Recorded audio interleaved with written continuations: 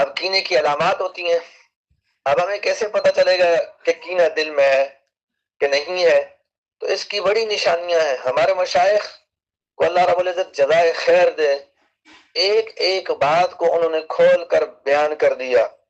پہلی نشانی، جس بندے کے اندر کینہ ہوگا اس کی پہلی نشانی عیب ڈھونڈنا۔ دوسری نشانی، جس بندے کے اندر کینہ ہوگا اس بندے جس سے اس کو کینہ ہے اس کو مصیبت میں مبتلا دے کر خوش ہوگا۔ آفت اور مصیبت آ جائے گی تو وہ دوسرے بندے سے خوش ہوگا، خوشی محسوس کرے گا۔ یقینی کی علامت ہے۔ مصیبت تو کسی پر بھی آ سکتی ہے، میرے بھائی پر بھی آزمائش کسی بھی طرح سے آ سکتی ہے۔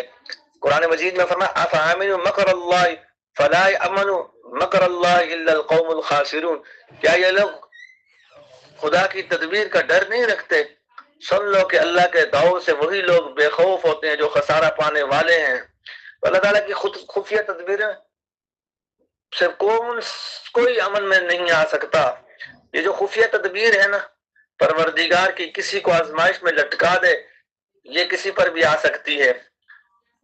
ہر ایک کے اوپر تلوار لٹک رہی ہے، جب تک ہم زندہ ہیں یہ تلوار ہمارے سر پر موجود ہے۔